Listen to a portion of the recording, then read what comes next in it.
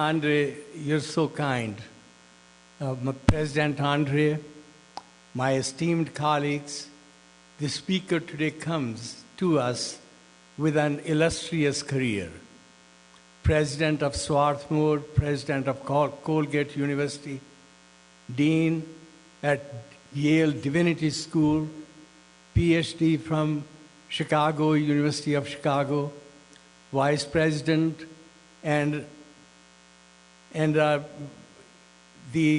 one of the most illustrious academic thing that you see in any university, provost at Emory University.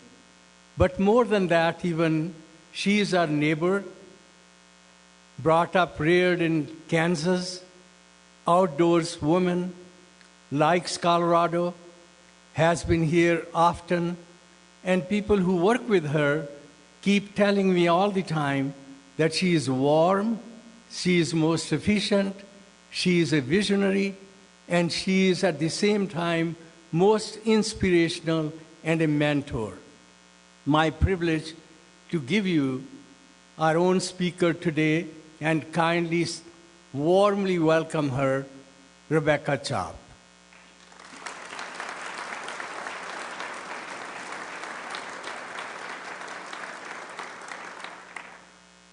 Thank you, Ved. It sounds like Ved is a legend at Rotary in the same way he is at DU. A truly magnificent man. Great honor to know him. I want to talk to you today a little bit about the opportunities and the challenges we face in education. I'm trying to figure out this system, so bear with me. Okay, let's see if it works. There we go. Whenever society goes through massive change, a democratic society like America, you can expect that higher education will undergo also change. We've seen it when the veterans came back in World War II. We saw it in the waves of immigrants in the 1915, 1925 period. We saw it in the 1960s, and we're seeing it now. I believe that not since the 1860s, when many of the schools in America were founded, including DU, have we seen such radical transformation. What occurred in the 1860s? Industrialization began to hit democratic society, and every process changed. How we thought about life changed, and those changes impacted higher ed. So today I want to begin by just outlining a few of the changes very quickly. I can't even get into the number of changes that really are impacting how we think about higher education. But the first, the one on all of our minds, almost always, is the cost of education, the value proposition. Okay, in the last 35 years, higher education, inflation-adjusted tuition has increased in private universities like DU by 281%. In publics by 368%. Now you're going to ask immediately, and we want to know why. There are lots of simple reasons. It is not inflated faculty salaries. It's not expanding the number of faculty. It's not even having people like me in abundance. We actually don't have all that many administrative staff. There are two main reasons. One, in privates, it's because about 25 years ago we started to give massive amounts of financial aid. We did that so we could bring in people of different races and people of different classes. Until about 25 years ago, private higher education in this country was largely white, upper middle class, sometimes middle class, and wealthy. But again, coming out of the 60s, private education really wanted to democratize its student body. Employers and communities were saying, we need all of our people educated. So as we brought in people who could not afford private education, we raised the cost. That's the number one driver. Public education, why have they raised tuition so much? That's a simpler answer, because states have cut back. private higher education. If Bruce Benson, our friend, were here today, he would say that when he started at the University of Colorado, the support of the state of Colorado covered about 40% of his budget. Today it covers 7% of his budget. So there are reasons, but the fact is higher education has become increasingly expensive in this country. The value of higher education is still incredibly important. Parents still want their children to go through higher education. As citizens, we still want people to go through higher education. Just simple fact, the earnings potential. The college graduate earns 64% more than a high school graduate.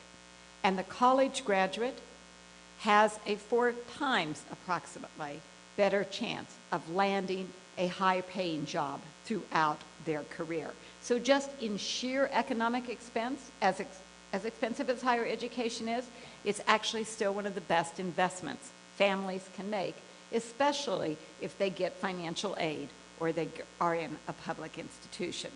So that's just one, the finances. We are really going through a financial change of higher education and beginning to think differently about finances. The second is technology, and this is really equivalent to industrialization in the 1860s. It's changing everything. I don't have to explain this.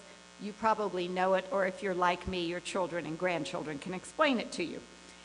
It's changing how we learn, how we teach, how students socialize. It's impacting every aspect of campus. If you're like me, you're reading in the paper every day now the unrest on many, many college campuses.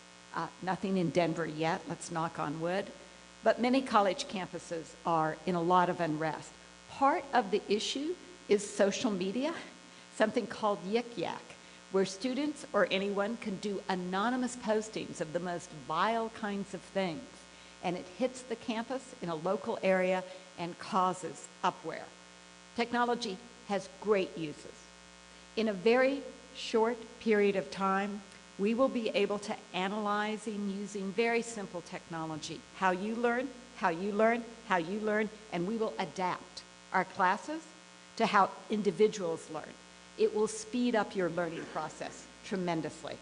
It has meant that all around the world, we need to travel still, but we can be in contact with faculty and students and corporations and Rotarians all around the world. Lots of good benefits, but it also has some negative implications that are affecting higher education very powerfully. 21st century students. So this is one of my areas of research and expertise. The students today are more different than they were 10 years ago, 10 years previous, 10 years before that.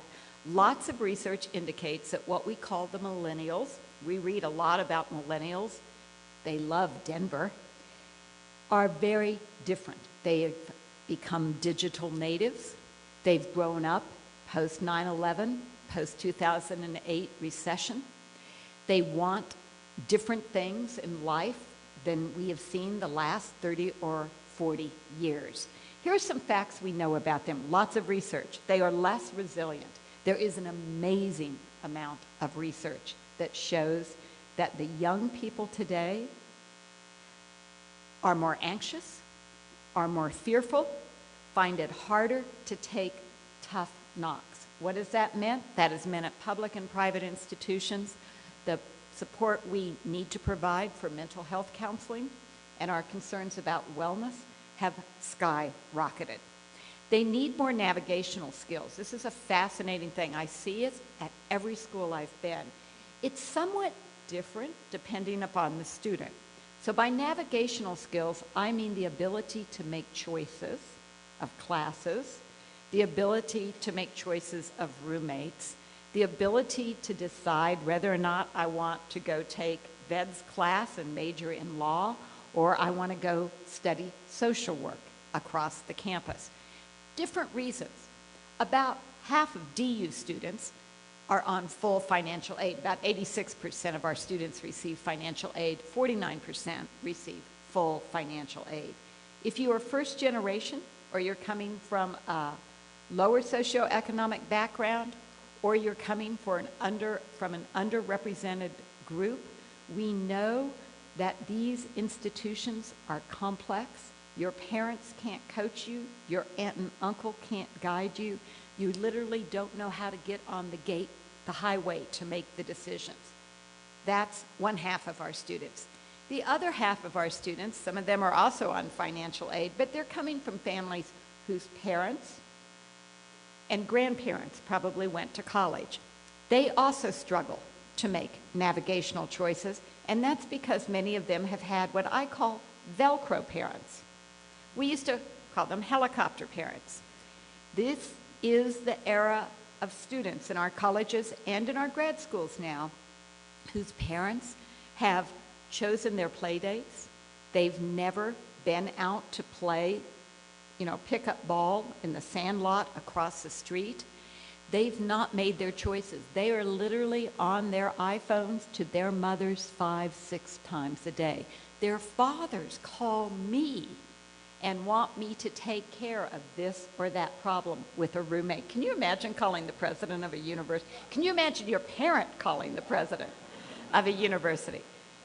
So these students too, great kids, but they haven't learned to make choices for themselves, and it makes them very, very anxious. But they're great things. This is the most innovative, creative generation we've seen. They love creativity. They are right brain oriented as well as left brain oriented. They are civically engaged. They will become the future Rotarians. I have the pleasure of working with these students, and it is amazing to me. About 85% of our undergrads at any given time are involved in some community service project in the Denver area. We didn't hear those statistics in the 80s and the 90s. These kids, very suspicious of the federal government, don't know how many of them will vote in the election. But hands-on, local communities, building changing, they're all in.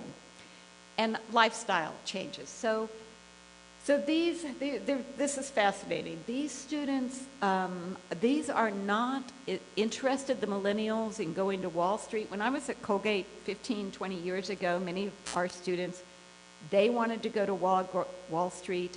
They wanted to work 80, 90, 100 hours a week and retire by the time they were 45 or 50. That's what their fathers have done. The kids today at a Colgate or a DU or a UC Boulder, they want a balanced life. That's why Denver is so popular. They want to be able to ski, they want to be able to hike, they want time for their friends. They want not work-life balance, but really work-life blend. Fascinating generation. Social context, demographics, I don't need to tell anyone who lives in this beautiful city of Denver that we are becoming a much more racially and ethnically diverse country. This is going to change higher education tremendously. We are seeing some of the angst of that change around the country right now. And finally, compliance and regulation. So this is interesting. I know there are a number of lawyers in the room and a number of DU lawyers in the room. So higher education tracks very closely to what the law says we have to do. Some of you went to college in locus parentis. I was kind of at the end of in locus parentis. Then some of you went to college in the years after that, the 70s and the 80s and the 90s. And in those years, the courts basically, it was called the bystander era, they basically said, look, you're not kids and the college isn't your mom and dad. You really are adults. And if you get in trouble, the court system will solve it. And they said to higher ed, they're adults.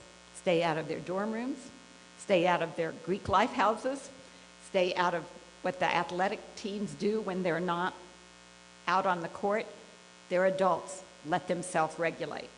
Now, starting in about the mid-90s, the courts have entered what we are calling the duty era, and it is the duty of the university to provide a safe environment. Title IX, some forms of campus safety acts, a lot of the alcohol and drug prevention requirements. And now I expect in the next 2 years we're going to see from the federal government a lot about creating racially safe environments on our campus. This is just the ruling of the courts and the law. I think that's a reflection of where society is changing. But it has made us all of a sudden change dramatically how we think about what our responsibility is and what we can and can't do with our students. Much of this I'm actually quite in favor of. I think we had kind of gone to the extreme about treating 19-year-olds as if they were 40-year-olds. On the other hand, I think it's very hard while you're in that transition to make a safer environment. So these are just some of the many, many changes. Now let me talk a little bit about DU for those of you who don't know much about DU. I'm going to actually focus on the undergraduate program, but you probably know that of our 12,000 students, a little over half are graduate students. We have a marvelous, law school that's ranked in the top 4 most innovative law schools in America to educate practice-ready lawyers. Our social work school is in the top 11%, and Corbell, our international school, is one of the top 10 schools in the world. But I want to focus on the undergraduate schools. Undergraduate program, it's a little bit easier to talk about that as a whole. So DU is a very hot school for undergraduates right now. Our applications, we had over 15,000 applications for about 1,400 seats. So it's a very popular school. Why is that? We know that students like this size school right now. Small schools seem too small. Big state schools for many millennials seem too large. They like this school and they like the blend of our professional schools and our undergraduate schools. DU's undergraduate program is very, very focused on the student-faculty experience. We just went through a tremendous strategic planning process. We talked to about 3,000 people in all, and about half of those were students or alums. Everyone, when we asked what should never change at DU, said the faculty-student relationship. And that's true for our graduate school, and I have met many VED students who tell me about the relationship they have with you. So it's a very intensive experience.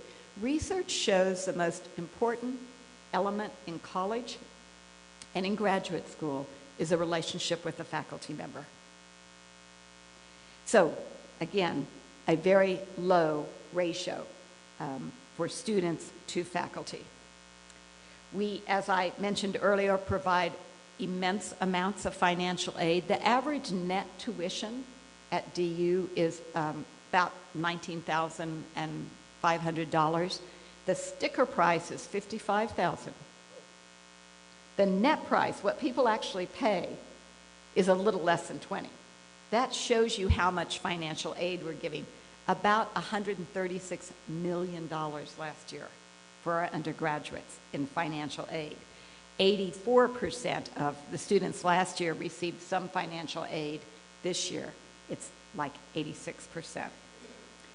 So experience beyond the classroom, just a couple of things about the DU experience. Like law school and the business school, even our undergraduate school, we try to prepare people for jobs. We're a school that is liberal arts, but believes that you can use the liberal arts to make people practice ready for jobs. You do that in one way by internships. 67% of our undergrads enjoy internships. A little over 80% of our graduate students. We hope to make that 100% over the next 10 years. And last year, we were ranked #1 in the country for the number of students we sent abroad internationally. We're very proud of this. This was a program that Dan Ritchie and VED started some years ago called the Charrington Scholars Program. And I take great pleasure calling my friends at schools like Yale and Emory and saying, come on, you guys, if we can send 70% of our students abroad, you can step up to the plate. Extremely important. The study abroad experience is generally transformative for students. The other thing I want to say about the DU experience is, we have a beautiful campus. If you haven't been to DU, call Ved or me and come and see our campus. Again, this is a campus I like to say that Dan Ritchie built. Dan became chancellor about 25 years ago. The campus was in terrible physical shape, and he literally transformed DU by building a campus. He built it for the students, to educate the students, and it has been a foundation for all of our momentum since then. Over 80% of the campus has been built or rebuilt since 1994. I invite you to use our campus. It's one of my goals that now we have this beautiful campus, that it becomes like a Washington Park or a Union Station for Denver, and everyone can come and use these facilities. The city of Denver is a huge attractor. 70% of our undergrads come from out of state. 70% of our undergrads stay in Denver when they graduate. I think about 20% of the other remaining 30% want to get back as fast as they can. So we're a huge importer of talent, but we also take very seriously our responsibility. Of the 30% in-state students that come to DU, many of those are local public high school students that we will have been working with since they were in junior high.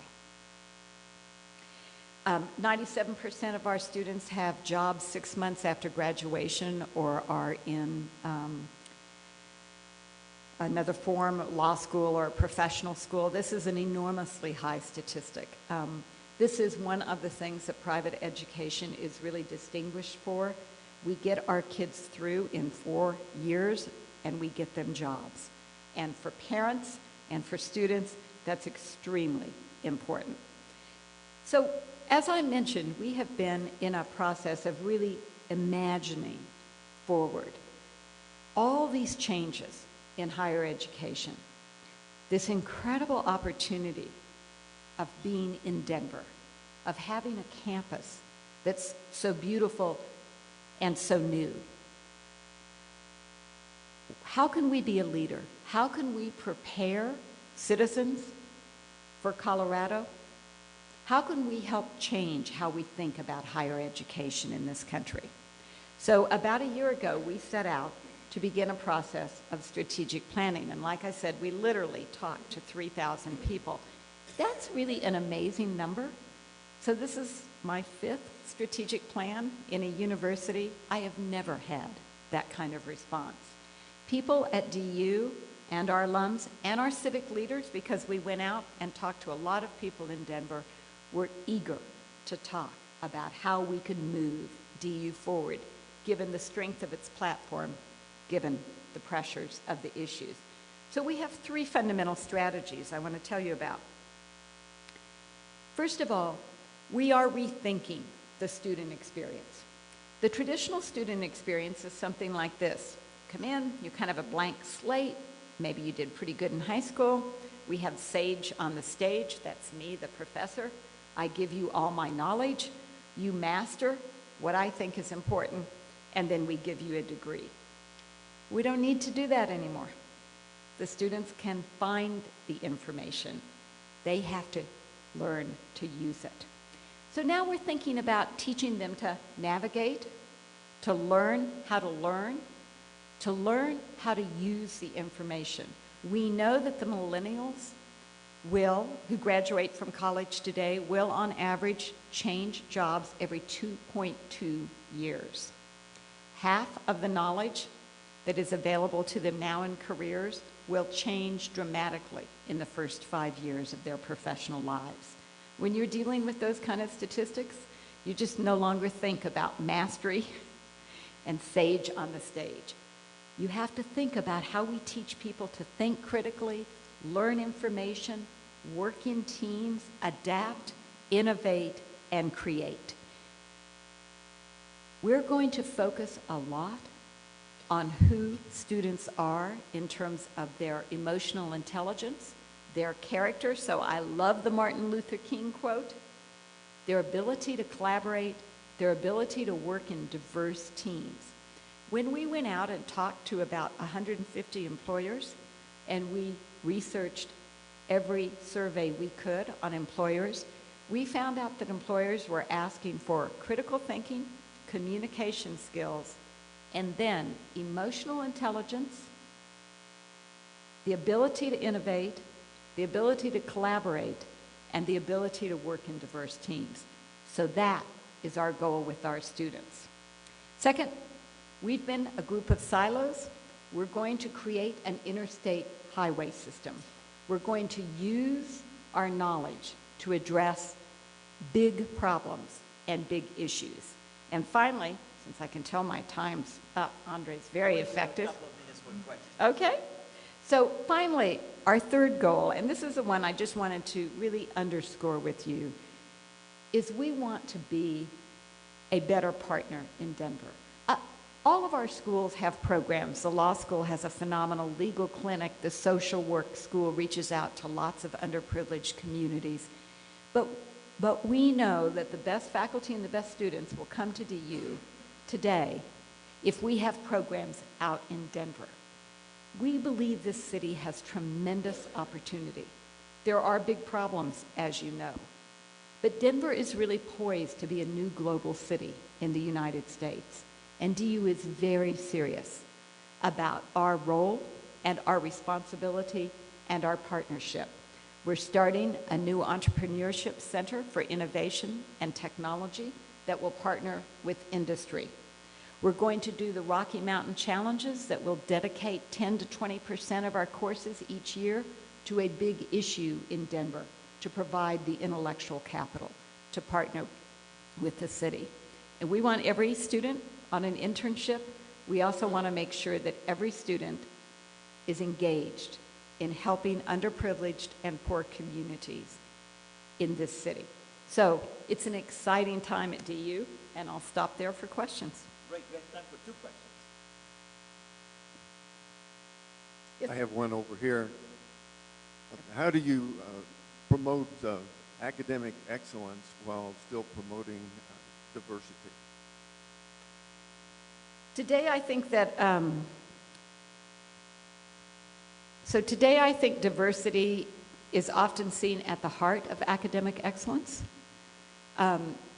It was certainly at one point understood as a kind of add-on, as a kind of civic good that you did it to serve communities.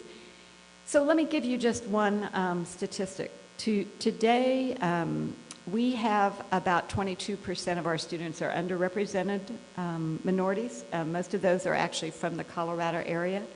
Of that group, 4% are African American students. That group has the highest graduation rate at DU for the undergraduates. Many of them are on financial aid, but they come in eager, hungry, willing to work. They become some of our most superb students. So I think one of the things that really is changing, because of our ability, again, to address specific needs of students and specific support for students, we're seeing some of the diversity students just phenomenal.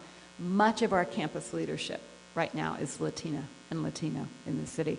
So I think we've really moved past that era where we saw diversity on one side and excellence on another.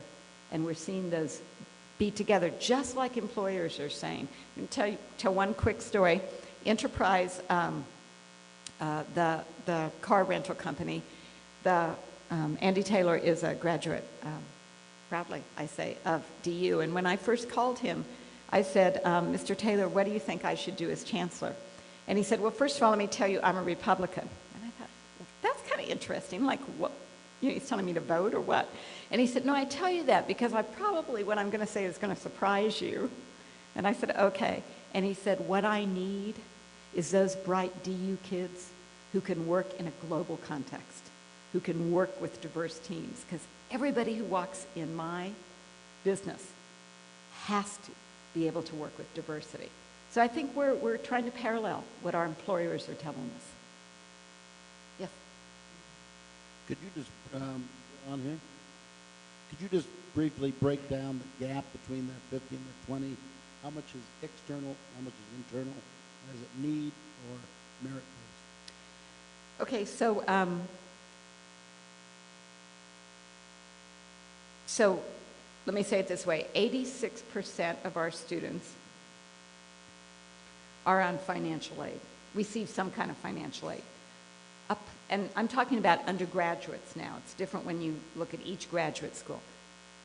So 86%, approximately 50% are on need-based aid.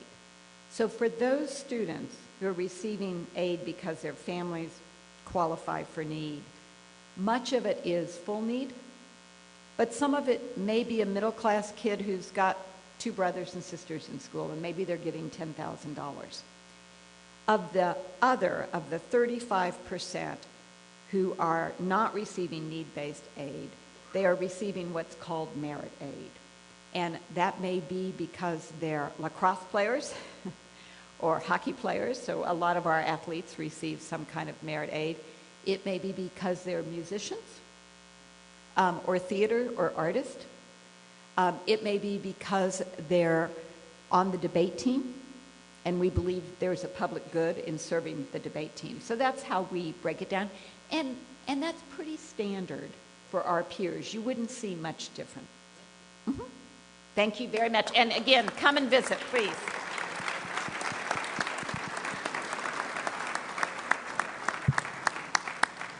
Chancellor Chott, don't go too far. Thank you very much for speaking here today. We have made a donation on your behalf to the Polio Fund to vaccinate up to 150 children. There's a little crocus here, which is our symbol for the polio eradication, and I hope you will wear it with pride. I will. That's very meaningful. Thank you. Thank you very much. Appreciate it. Wow, thank you, Program Committee. Another, I think, smashing success, having a relevant and timely message to us. Remember, next week is the State of the State. It's going to be at the Hyatt at the Tech Center. Not here. You have to make a reservation. The following week is a holiday party lunch. It's here. You do need a reservation. We just come out of the Thanksgiving holiday, getting ready for our Christian holidays. And it is important that we realize that it's a time of violence where one man and a gun can capture the world headlines. In Rotary, with our efforts of better world understanding, in our 4-way test where we say we want to build goodwill and better understanding, I hope that this week you keep goodwill and better understanding in your mind as we have a tall, tall order ahead of us in getting peace to this world. Thank you. We're adjourned.